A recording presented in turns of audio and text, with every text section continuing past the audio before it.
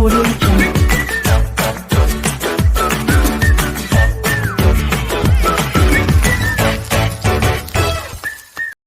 Hi friends, welcome to our channel. நம்ம சமையலறை. இன்னைக்கு நம்ம பிரெட் வச்சு ரொம்ப சிம்பிளா அதே சமயம் ரொம்பவே டேஸ்டியா செய்யக்கூடிய ஒரு ஸ்வீட் ரெசிபி பிரெட் காஜா தான் எப்படி பண்றதுன்னு பார்க்க போறோம். வீடியோக்குள்ள போறதுக்கு முன்னாடி இதுவரை நம்ம சேனலை சப்ஸ்கிரைப் பண்ணாதவங்க எல்லாம் மறக்காம சப்ஸ்கிரைப் பண்ணிடுங்க. அப்படியே பக்கத்துல இருக்க பெல் பட்டனையும் பிரஸ் பண்ணிடுங்க. அப்பதான் நான் போடுற புது வீடியோட நோட்டிபிகேஷன்லாம் உங்களுக்கு வரும். வாங்க வீடியோக்குள்ள போலாம். பிரெட் காஜா செய்யறதுக்கு நான் 3 பிரெட் எடுத்திருக்கேன். 3/4 அளவுக்கு சர்க்கரை, 2 ஏலக்காவை பொடிச்சு வச்சிருக்கேன். அவ்வளோதான் இதுக்கு தேவையான இன்கிரீடியன்ஸ். முதல்ல நம்ம எடுத்து வச்சிருக்க பிரெட்டோட ஓரத்தை கட் பண்ணி எடுத்துக்கலாம். நமக்கு அதுக்கு வேண்டாம்.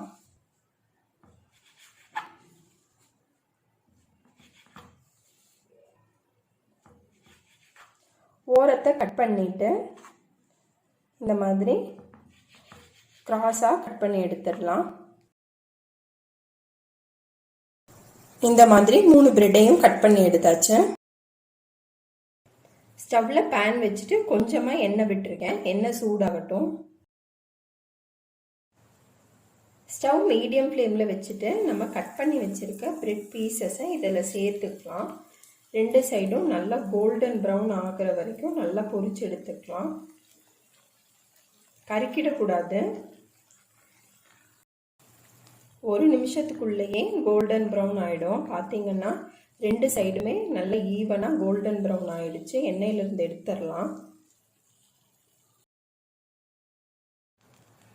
இந்த மாதிரி எல்லா பிரெட் பீசஸையும் நல்லா கோல்டன் ப்ரௌனாக பொரிச்சு எடுத்தாச்சு. ஸ்டவ்வில் பேன் வச்சுட்டு நம்ம எடுத்து வச்சுருக்க 3/4 கப் சர்க்கரையை சேர்த்திக்கலாம். 3/4 கப் அளவுக்கு தண்ணி சேர்த்திக்கலாம். வச்சிருக்க ஏலக்காய் தூள் இதெல்லாம் நல்லா கொதிச்சு கொஞ்சமாக கெட்டியாகி வரணும். பாகுபதம் தேவையில்லை, ஆனால் கொஞ்சமாக திக்காக இருந்தால் போதும்.